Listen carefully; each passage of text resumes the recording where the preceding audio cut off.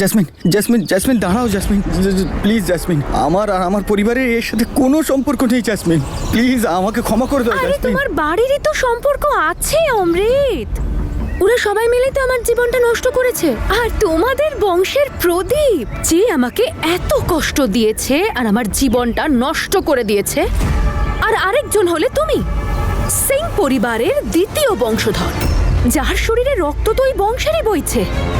কিন্তু একটা ডিফারেন্স আছে, তুমি পূর্বে আমার প্রতিশোধের আগুনে। জেসমিন আমি কিছুই বুঝতে পারছি না জেসমিন, যে তুমি কি বলছো তুমি। আচ্ছা পরিষ্কার করে শুনতে চাও তো, তাহলে শোনো। আমি তোমাকে আমার মাধ্যম বানিয়েছি তোমার গোটা পরিবারের ওপর প্রতিশোধ নেব বলে।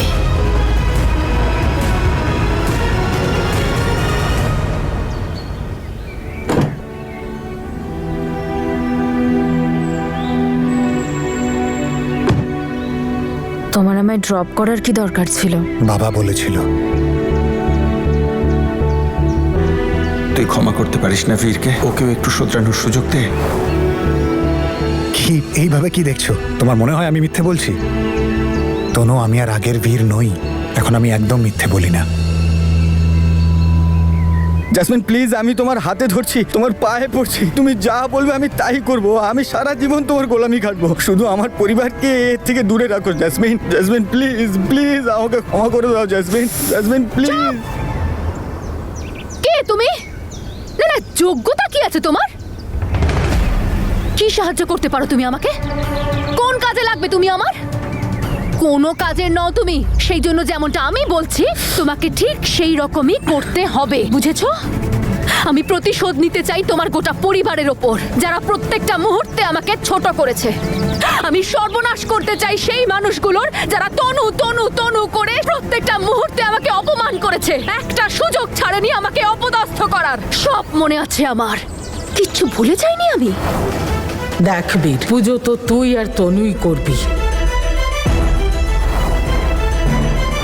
বেরিয়ে যা এখান থেকে, তোর মতো বেহায়া মেয়ের মুখ দেখতে চাই না আমি। একটা মায়ের তুই অভিশাপ পাবি। জেসমিন প্লিজ, আমি আমার পুরো পরিবারকে বলবো যাতে তোমার কাছে ক্ষমা চায়, ওরা আমার কথা ফেলবে না জেসমিন। আমি জানি তো ওরা তোমার কথা ফেলতে পারবে না, সেই জন্যই তো আমি তোমাকে জেল থেকে বের করলাম। আপাতত আমি যে সারপ্রাইজটা দিতে চলেছি সেটার আনন্দ নিতে দাও। Thank you so much.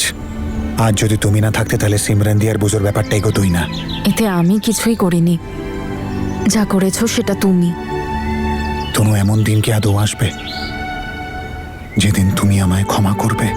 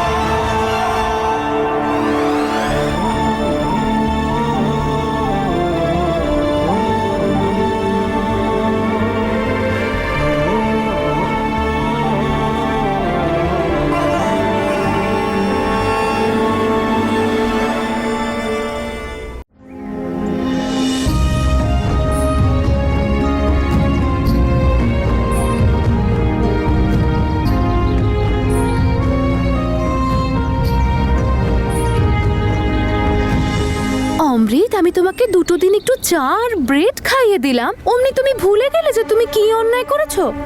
মনে করিয়ে দেব? আমি মনে করিয়ে দিচ্ছি। মনে করো তো, সেই দিন রাত্রেবেলায় তুমি গাড়ি চালাচ্ছিলে,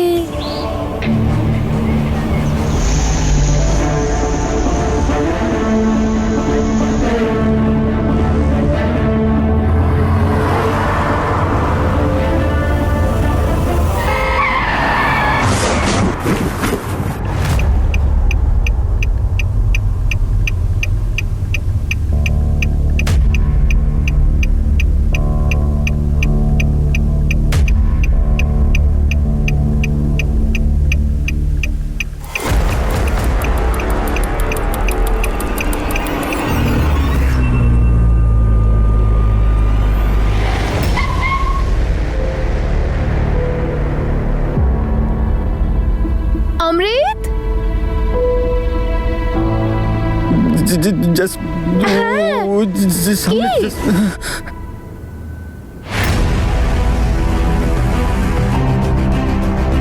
না না না, আমি করিনি জাসমিন, আমি খুবই আস্তে আসছিলাম জাসমিন, আমি জানি না কি করে এটা হয়ে গেল জাসমিন।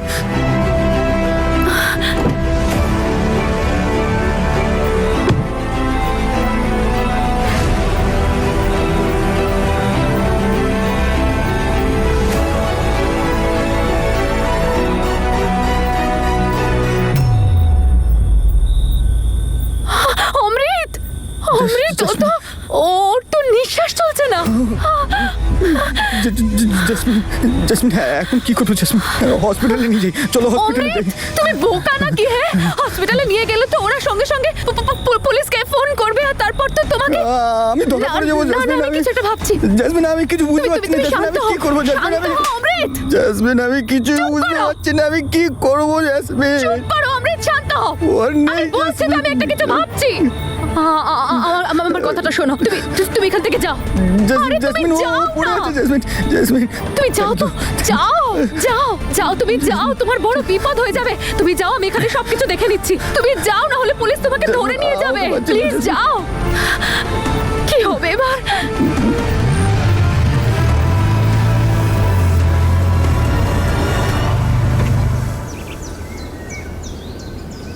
তুমি কি জানো, আমি ভেবেছিলাম সেদিন তোমার হাতে যে একটা অ্যাক্সিডেন্ট হয়েছে সেটা কেউ দেখেনি, কিন্তু ইউ আর সো আনলাকি। তোমাকে তো একজন দেখে নিয়েছিল, আর তারপর ওই মানুষটা গিয়ে পুলিশকে ইনফর্ম করে দেয়, আর তারপর পুলিশ তোমাকে অ্যারেস্ট করে নেয়, মনে আছে? তারপর আমি তোমাকে ছাড়িয়ে নিয়ে আসি।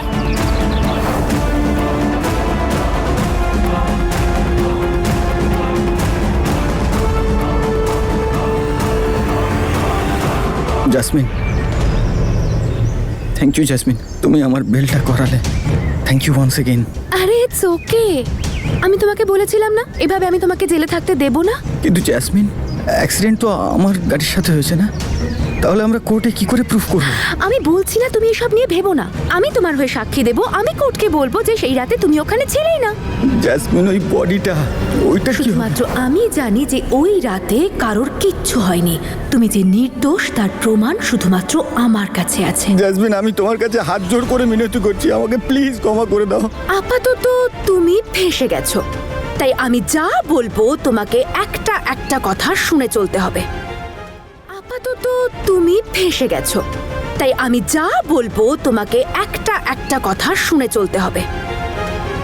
আর যদি তুমি আমার কথা না শোনো, তাহলে আমি পুলিশ স্টেশনে গিয়ে বলে দেব যে তোমার কোনো বন্ধু আমাকে হুমকি দিয়েছিল মেরে ফেলার, আর সেই কারণেই আমি পুলিশ স্টেশনে এসে মিথ্যে স্টেটমেন্ট লেখাই, আর এটার কারণে তোমাকে তো ডাবল শাস্তি পেতে হবে। জাসমিন, তুমি এটা করতে পারো না, তুমি এরকম করতে পারি না, আমি এরকমই করব।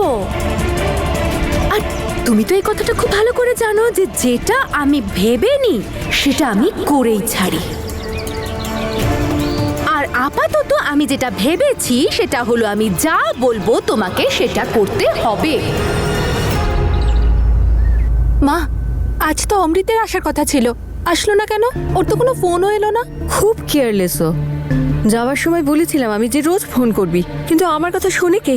আর দেখ না ওই বীরকে, আজকে ওর বক্সিং ম্যাচ। আমার তো চিন্তা হচ্ছে সত্যি সত্যি। ওহো আমার মা, ডোন্ট ওয়ারি, বীরের জন্য এই বক্সিং ম্যাচটা খুব ইম্পর্টেন্ট ছিল। ওর সেলফ কনফিডেন্সটাও তো ফিরিয়ে আনতে হতো, তাই টেনশন করো না।